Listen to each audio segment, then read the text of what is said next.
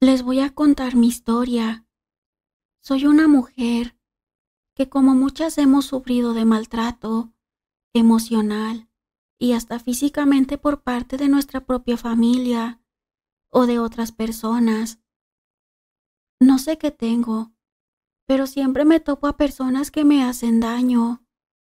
Desde niña así fue. Cuando estaba en la escuela, nunca le caí bien a ningún maestro. Fui una niña que se sentía menos que cualquiera. Así me hicieron sentir. Mi propia madre me hizo sentir que yo era muy poca cosa. Siempre se burló de mí. Para ella, nunca fui una persona valiosa. Me buscaba defectos. Así crecí, sintiendo que nunca encontraría a alguien que me quisiera. Cuando tenía 16 años, conocí a un muchacho que no era de donde yo vivía. Él vivía lejos de mi colonia, pues tuve a mi primer novio. Me ilusioné tanto porque Adrián me decía que un día nos íbamos a casar. Sus palabras eran tan bonitas que me enamoré tanto de él que sentía que si un día lo perdía, me moriría del dolor. No estaba acostumbrada a tener a alguien en mi vida que me quisiera. Eso era lo que me hacían creer. En una ocasión, estábamos caminando por un parque, lejos de mi casa. En eso, venían dos mujeres, una mayor y la otra joven. En cuanto nos vieron, le hablaron a mi novio y en tono de enojo, la señora le dijo: «Bueno, ¿y tú qué haces con esta muchacha? Mira qué descarado. Y tu esposa y tus hijos encerrados en su casa, y tú de novio». Y me preguntó a mí la señora: «¿Sabes que este sinvergüenza está casado con mi hija?». Yo sentí como si me hubieran aventado encima una cubeta de agua fría. No esperaba eso de Adrián. Ya teníamos casi un año de novios y nunca sospeché de que era casado, y menos que ella era padre. Las mujeres eran la suegra y cuñada de Adrián. Yo, con mis ojos llenos de lágrimas, solo le dije que no sabía nada. Ella siguió diciendo: «Sí, me imaginaba. No es la primera vez que hace esto. Es un sinvergüenza. Trata a mi hija mal y todavía la engaña». Yo volteé a mirar a mi disque novio y le pregunté: «¿Por qué me hiciste esto? ¿Por qué te burlaste de mí?». Él solo me miró y me dijo: «Ay, ¿tú crees que me enamoré de ti? Soy hombre. Y si tú me hiciste caso, no es mi problema». Y se fue con una sonrisa de burla.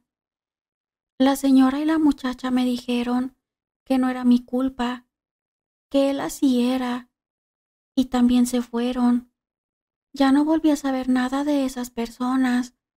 Con el tiempo, se me acabó el amor que sentía por Adrián y seguí viviendo mi vida, sintiendo que nunca encontraría el amor verdadero, pues empecé a trabajar en un pueblo que se encontraba a 1 hora de distancia de donde yo vivía. Ya tenía un tiempo trabajando ahí, cuando llegó un muchacho, no muy guapo, pero tenía algo que me llamaba la atención. Empezó a platicar conmigo. A Juan le gustaba mucho hacer bromas y a mí me gustaba mucho su forma de ser, pero también pensaba que nunca se fijaría en mí como mujer, solo como amiga. Después de unos meses nos hicimos novios. Me sentía muy a gusto con él. Estuvimos trabajando juntos hasta que me pidió matrimonio. Nos casamos. Después de un año de pedir mi mano, me llevó a vivir a casa de sus padres. Al principio me trataban bien, pero con el tiempo empezaron los problemas, tanto con mi suegra como con las cuñadas. Era una vida insoportable. Los problemas eran cada día mayores. Para la madre de mi esposo, yo no era la mujer indicada para su hijo. Me decía que tantas novias que tuvo su hijo, tan bonitas, que cómo se fue a fijar en mí, que sus nietos iban a nacer muy feos por mi culpa, como si su hijo estaba tan bonito y toda esa familia no estaban tan agraciados, pero solo miraban mis defectos. Así viví por 3 años, en esa casa, tratada con humillaciones. Pero si mi propia madre fue mala, ¿qué esperaba de la familia política?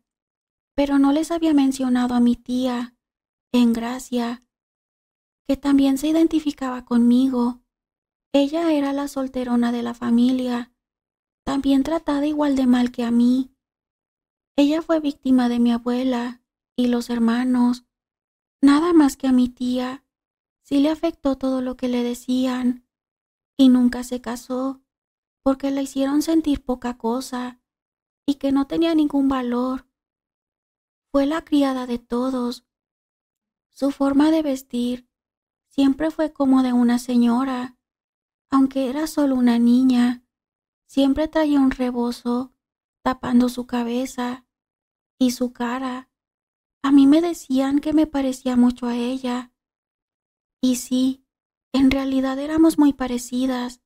Según mi mamá, mi tía y yo éramos las feas de la familia, y por eso nadie nos quería, por ser prietas, como todos nos decían, pues mi tía trabajaba tanto que pudo comprar una casita, no muy grande, pero ahí vivía sola y a gusto, pero se enfermó de cáncer.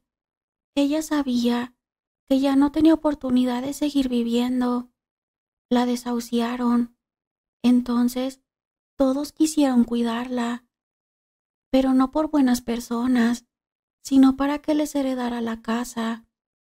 Pero mi tía no era tonta y me mandó llamar a mí.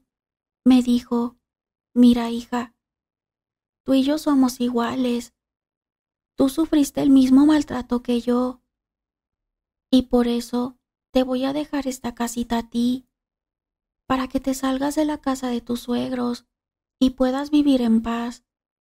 A mí ya me queda poco tiempo y sé que los que fingen dolor por mí no es cierto, solo quieren la casa. Pero si tú estás dispuesta a cuidarme los últimos días de mi vida, te la voy a dejar a ti. Yo sentí muy feo, pero acepté, no solo por la casa, también por ella. Le di el cariño que le faltó, al igual que a mí. Después de que falleció, Juan y yo nos fuimos a vivir a la casa de mi tía, que ya era mía, y la familia de mi esposo nos quedaba muy lejos. Eso me hacía sentir mejor. Ya no escucharía todas las humillaciones de esa señora, porque no pensaba volver ni a visitarla, pues por fin tenía mi propia casa. Juan dejó el trabajo que tenía, porque quedaba muy lejos de donde empezamos a vivir, pero ahí había mucho trabajo, y empezó a trabajar muy pronto. Pasaron los años, ya teníamos a nuestros 2 hijos, el mayor de 6 y el más chico de 3. A nuestro barrio llegó una familia, el esposo, la esposa y 3 muchachitas. Empezaron a vivir en la casa que se encuentra en la esquina de mi casa. Para ser exacta, a 3 casas, pues desde que llegaron, todos se veían muy amables y educados. Saludaban a todas las personas. Al paso de los días, Erika empezó a visitar la casa de todas las vecinas de la calle por donde yo vivía para ofrecer su servicio de costurera, que ella se dedicaba a ese oficio, pues empezó a trabajar, pues muchas de mis vecinas le empezaron a llevar ropa, que si se las arreglaba o que si les hacía un vestido, y empezó a agarrar la fama de muy buena costurera. Entonces Empecé a ir yo también. Nos hicimos amigas. Ya no solo era mi costurera, también nos poníamos a platicar de muchas cosas. Después de unos años, el esposo de Erika sufrió un accidente donde perdió la vida, quedando Erika sola con sus hijas. Aunque ella trabajaba, empezó la vida más difícil para las cuatro, porque pues les hacía falta el dinero de su esposo. Como mi esposo ganaba muy bien, le empecé a llevar un poco de despensa o hasta comida. Erika me empezó a visitar. Varias veces se quedó a comer en mi casa. Juan empezó a platicar con ella. A mí no me pareció nada malo. Así siguió pasando el tiempo y después de un año que Erika había enviudado, Juan recogió sus cosas y me dijo: ya no siento nada por ti, ya tengo otra persona en mi vida y me voy a ir a vivir con ella. No quiero escándalos de tu parte. Nadie me puede obligar a estar con alguien que ya no quiero. Y te pones a trabajar para que mantengas a tus hijos, porque yo no quiero saber nada de sus gastos. Me voy con la mujer de la que estoy enamorado. Y por más que le dije que no se fuera, que sus hijos lo ocupaban, no le importó y se salió de la casa. Yo pensaba que ya no lo volvería a ver, pero mi sorpresa fue cuando lo vi salirse de la casa de Erika, mi vecina. Salieron los dos juntos y muy abrazados. Yo apenas le iba a ir a contar mi problema, pero ella ya lo sabía. Juan y Erika eran amantes. Me estuvieron viendo la cara no sé por cuánto tiempo. Yo misma se la llevé a mi casa. Me puse a llorar de coraje. Después de unos meses, llegaron los dos a la puerta de mi casa, a decirme que tuviera dignidad y que me fuera de ahí, que no me querían como vecina y que si no, me iban a hacer algo muy malo. Todavía se atrevieron a amenazarme. Yo les dije: hagan lo que quieran, pero yo no voy a dejar mi casa. Váyanse ustedes, si tanto les molesta mi presencia. Erika me dio una cachetada y me dijo: tú no me conoces, ni sabes de lo que soy capaz de hacerte. Yo le contesté: sí sé quién eres, una cualquiera prostituta malagradecida y sin vergüenza. Mira que venir a mi casa, todavía ordenarme que me vaya de aquí. Tus hijas deben de ser igual que tú de prostitutas y sinvergüenzas. Y le cerré la puerta en la cara. No podía creer que todavía me quisieran correr de mi casa. Seguí viviendo mi vida, trabajando para mis hijos. Ya no quería pelear pensión para ellos. No quería nada de Juan, pues al paso de los días empecé a sentir un malestar en mi cuerpo. Ya no pude ir a trabajar y la verdad, no tenía a nadie.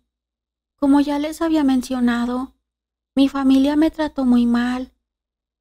Así que la única que me ayudó fue doña Carmen, que vivía al otro lado de mi casa. Ella, desde que llegué a vivir por ahí, me trató como si fuera su hija. Entonces fue quien me salvó de morir. Me llevó al médico, pero nada que me ponía bien. Así estuve por 3 meses, hasta que me dijo que a lo mejor Erika me estaba haciendo brujería y me llevó con un señor que ella conocía y me empezó a curar de la brujería que Erika me hizo para ya no verme más. No me quería de vecina y decidió mandarme brujería mortal, pensando que nadie me iba a ayudar, porque ella sabía que no contaba ni con mi familia. Pero gracias a doña Carmen, supe que se trataba de brujería. Me curaron y después de unos meses, la que falleció fue Erika, dejando a sus hijas solas. Juan, con su descaro, me tocó la puerta de mi casa quería regresar, pero obviamente le dije que no. Lo que hizo, nunca se lo iba a perdonar. Y así seguí viviendo, con mis hijos, sola y trabajando. Las hijas de Erika siguieron viviendo por un tiempo en esa casa. Después se fueron. No supe para dónde.